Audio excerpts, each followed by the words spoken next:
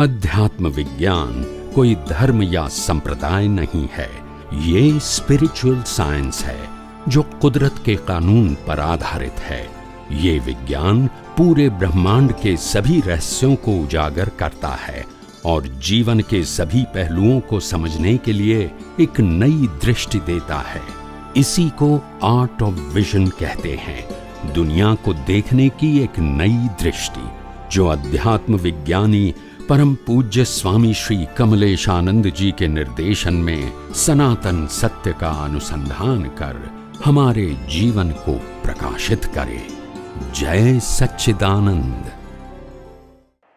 ये शरीर मेरा नहीं है, ये मन वचन काया मेरा नहीं है, ये अवस्था मेरी नहीं है, ये 5 इंद्रियों से दुनिया मेरी नहीं है।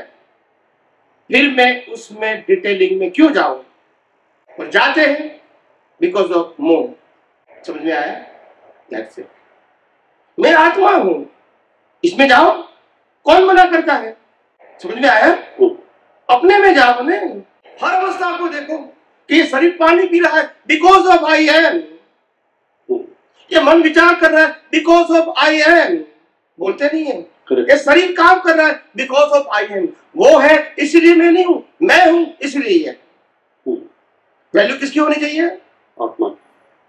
वैल्यू किसकी होनी चाहिए? पावर।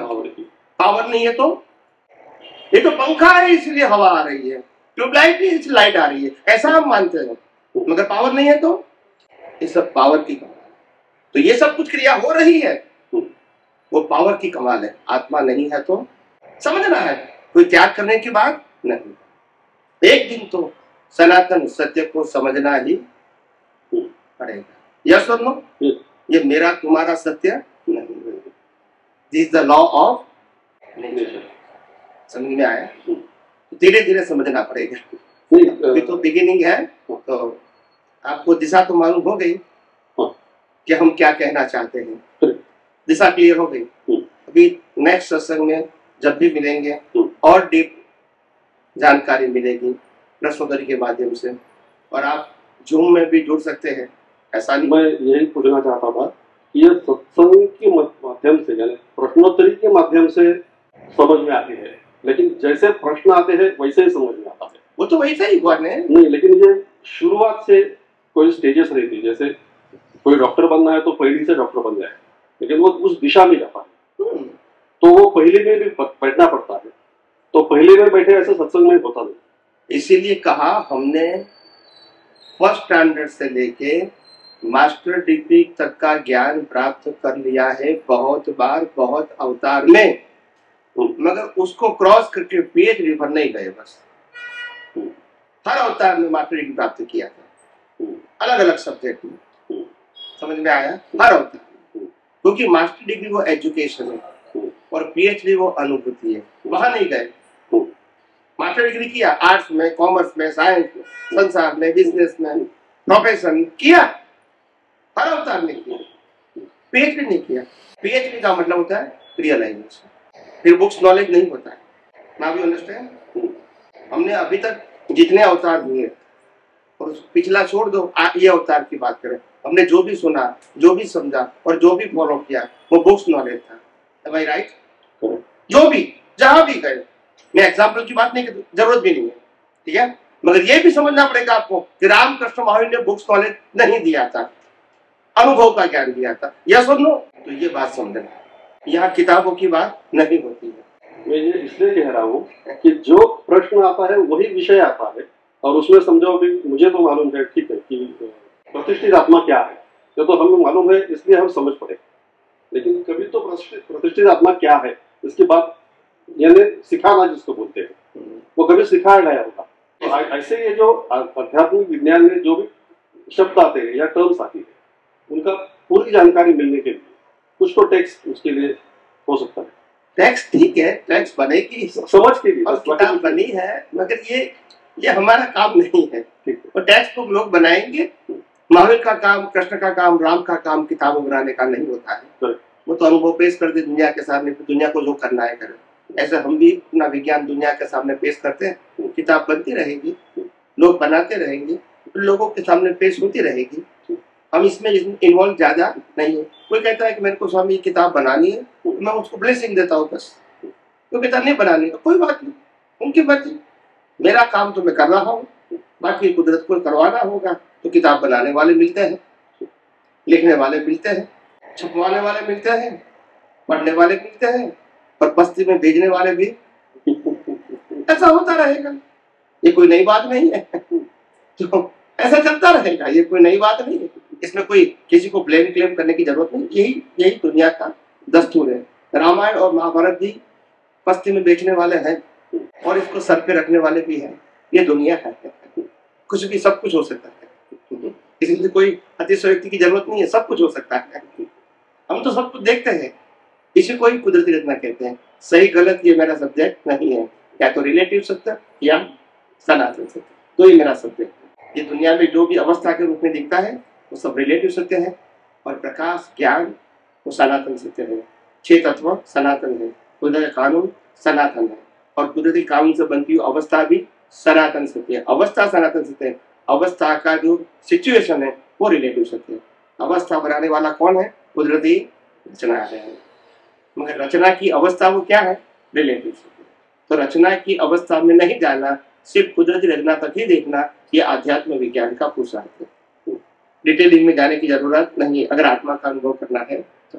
हम इस दुनिया में किस मकसद से आए हैं वो तो पहले समझना पड़ेगा, क्योंकि ये दुनिया में जन्म लेने के बाद जो कुछ भी मिलता है, माता पिता भाई बहन पति पत्नी संपत्ति सत्ता समूह सामर्थ्य, ये तो छोड़ना है, और इसीलिए इसके लिए आए हैं, वो तो सब देखते हैं।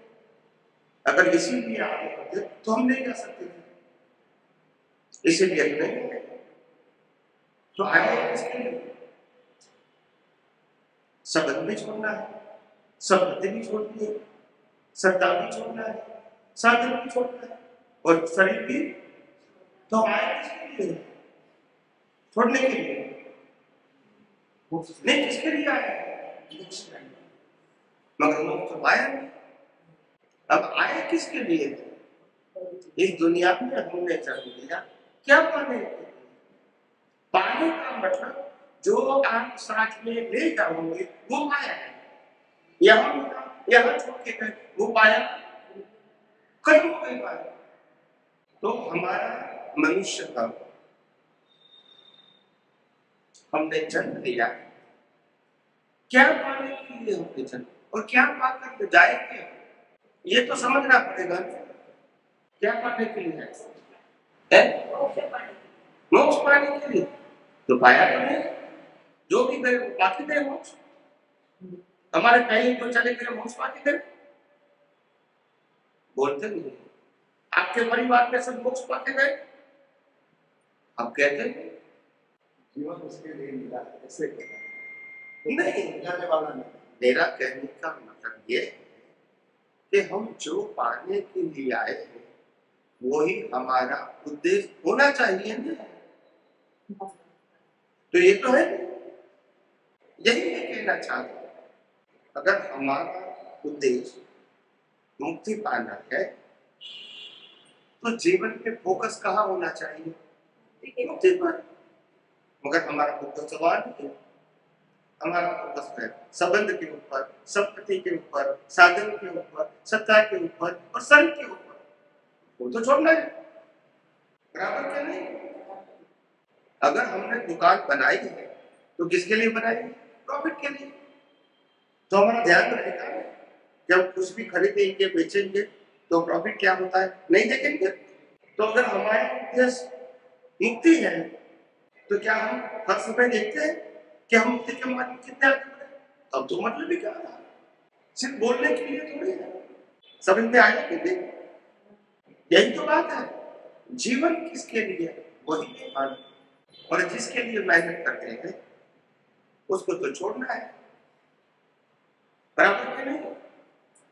जिस परिवार के लिए मेहनत करते हैं वो परिवार को छोड़ देना है, जिस संपत्ति के लिए मेहनत करते हैं संपत्ति भी छोड़नी है, जिस सत्ता के लिए मेहनत करते हैं सत्ता भी छोड़नी है, जिस साधनों के लिए मेहनत करते हैं साधन भी छोड़ना है, और जिस शरीर के लिए मेहनत करते हैं शरीर भी तो फिर पाए क्या? यही तो अज्ञानता है। कई अवतारों से हम जन्म बढ़ के ऐसे ही चक्कर काटते हैं, पाप पुण्य करके जान पाप पुण्य हो ही जाता है, कर्म बन जाता है और जन्म मरण का चक्कर चालू रहता है। इसमें मुक्ति तो आती ही नहीं कोई जगह। किताब में पढ़ते हैं, कान से सुनते हैं, मगर जागृति नहीं है। इसीलिए ज्ञानी कहते हैं आपका जागृति ही आपका जीवन है। जागृति कहाँ है वो आपका जीवन है। अगर आपकी जागृति संसार में है तो आपका जीवन संसार में है, फिर नया संसार मिलेगा, फिर नया संसार मिलेगा और ये जन्म मरण का चक्कर। तो जागृति कहाँ रहती है वो इम्पोर्टेंट है। इतनी सारी साधना करते हैं, तपस्या करते, पूजा पाठ करते, आरती और माला गिनते, मगर क्रिया तो करते मगर जागृति कहाँ रहती है? संसार में। तो फिर फायदा क्या होगा? समझ में आए? अवतारों से भी चलता है, एक अवतार की बात नहीं। तीर्थंकर भगवान के समय में भी हम थे, उनकी बातों को भी हमने सुना, मगर समझने की या तो उसको अनुसरण करने का प्रयास भी नहीं किया। फिर भगवान क्या करेंगे? बात ये हमको ये जीवन की गंभीरता जो वो समझ में नहीं आई। हर दिन हम अपनी इच्छा है या नहीं, हम हर रोज एक एक तारीख खत्म होती है, हम अपने आप मर रहे हैं और वो दिन दोबारा लाइफ में नहीं आएगा। हम हर रोज मर रहे मगर जागृति नहीं। हम एक दिन नहीं मरते, हर रोज मरते। हर रोज हमारा आयुष्य कर्म खत्म हो रहा है। लास्ट में मरने का मतलब आयुष्य कर्म संपूर्ण खत्म हो गया, मगर खत्म तो हो रहा है और जो खत्म हो गया वो दोबारा नहीं करेगा। तो जानने की हमको जरूरत है। लाइफ तो चलान जाना है और ये शरीर के लिए कुछ भी करोगे कुछ भी साथ में नहीं आएगा। जब शरीर नहीं आएगा और क्या आएगा?